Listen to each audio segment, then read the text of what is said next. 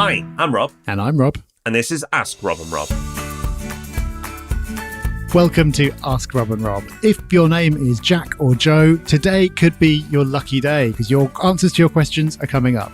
If you're a different Jack or Joe who sent us in a question, it's not yours, then you could be about to be very disappointed. But anyway, hopefully on the whole, people will benefit from this episode. We've got 2 answers coming up. But first, how do you get a question of your own in, Rob?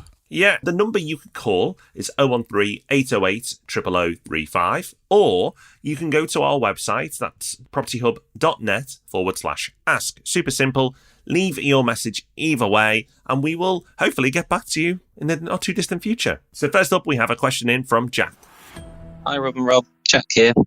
Thanks for all the advice you give, which has been really helpful for me in making the first steps towards buying my first investment property, which I'm hoping to do in the not too distant future. So my partner and I have recently sold our first home together, and we're moving in with family for a period while we look for our next home. So we have a reasonable chunk of cash lying around, which we initially intended to put towards a deposit for our next home. But I've been thinking about using some of that cash to put towards an investment property and having a smaller deposit for our next residential property. It's worth saying at this point that we might be in a position to buy an investment property before the right residential property comes along. And also that any investment property we do buy is likely to be lower in value than our residential property when the time comes. So I was really keen to get your advice on whether or not it makes sense to buy an investment property before our residential property, particularly given that the stamp duty implications are likely to be higher for our residential property, and even more so if it's our second property. And also whether or not it might be worth using more of the cash to put towards investments, either a higher value property or potentially 2 properties instead of 1. And instead of buying in the short term, we'd look to rent somewhere. So I'd be really grateful for any advice you can offer on that. Thanks for all the work you do. Jack, really good question. And it's a tricky one because it shouldn't be this way. You should be able to buy a property to live in or as an investment as you see fit without thinking about anything else. But there are a couple of powerful reasons why, if you are soon going to be buying your own home, it's advantageous to do that first. You've put your finger on one of them, which is the stamp duty. So second homes attract a higher rate of stamp duty. So if you're going to be buying your own home and your own home is going to be of a higher value, then it would make sense to buy that one first. The second reason is mortgages. As a homeowner, you have access to a far greater range of mortgage products, which means you're going to be able to get cheaper rates because you have access to the whole of the market. That doesn't mean it's impossible to get a mortgage without being a homeowner, but it is more difficult. So again, ideally, you want to buy your own home before you buy an investment property. That one has less of an impact because as long as you can get a mortgage for that investment property, you could always then refinance when that deal comes to an end. If you've bought your own home by then, you then will be a homeowner, so then you can access the better rates. So if you were looking at it purely for those reasons, that would be the way round you would do it, ideally. But when you're thinking about decisions like where to live, which is a pretty fundamental one for enjoyment of your life, you can't be thinking purely in terms of the amount of tax you pay or mortgage rates and things like that. So the factor weighing in the opposite direction is you don't want to be going and rushing to buy a home to live in purely so you can then start actually making investments. And from what you've said, it sounds like it's going to take you longer to find the right home to live in, which makes sense, right? Because you're going to be more picky about the home that you're actually going to live in compared to the one you're going to invest in. So there's a risk that you'll have missed out on a lot of gains in the market by the time you've waited to find that home and then found the investment property later. Would that outweigh the extra stamp duty costs and the more expensive mortgage rate? Impossible to say. It's one of those situations when there's absolutely no way of knowing in advance what the right thing to do is going to be.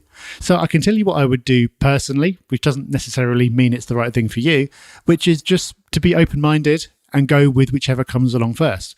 I'd be looking out for both a home and an investment property, and whichever one comes along first, I would just proceed with that and deal with whichever direction that takes me in, because I'd be concerned that if I was trying to get everything absolutely perfect, I'd end up doing nothing at all and leaving it too long.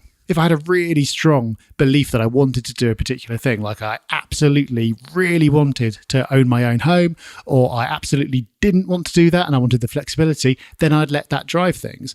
But assuming I didn't, because it sounds like you don't, I would just be open-minded to it and see what happens. Because like I said, you have absolutely no idea what the right thing is going to be before you do it. You can't know. But what I do know is that generally doing something is better than doing nothing. So that's what I'd do, Jack. I don't know if that helps you or not, but I hope it does. And good luck. Good luck indeed. Thank you, Jack. Now it's time for Joe. Let's hear your question. My name's Joe. I'm a young landlord. I currently own one property that I let out as a holiday let, and I'm 25. I'm looking at making additions to my portfolio, but as I make progression into maybe gaining a bigger portfolio, I want to take this as professionally as possible and make sure that I manage my properties in a great manner to overlook the numbers and the finances. So, for example, I'm currently looking at Lenlord because when I use this Lenlord app, I find it far easier on the eye to manage the numbers, and it brings up things that I hadn't previously thought about, such as increases in equity and other aspects. So my question to you, to Rob and Rob, is do you two use any forms of software to help you manage your properties, or do you two keep it quite simple by just using an Excel sheet? And if you have used different forms of software or different Excel templates, what have you found works best for you two? Thank you very much. Thanks, Joe.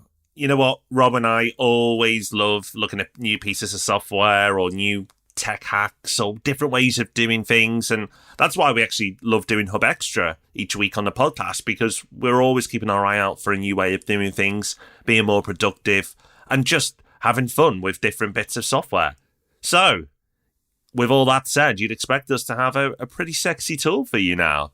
And the tool that we both use is Excel. Yeah, sorry, Joe. As fun as it is looking at different pieces of software, we've just stuck to the basics and kept it simple. And especially where you are right now with the size of your portfolio, you can absolutely get away with using Excel. You don't need to overthink this.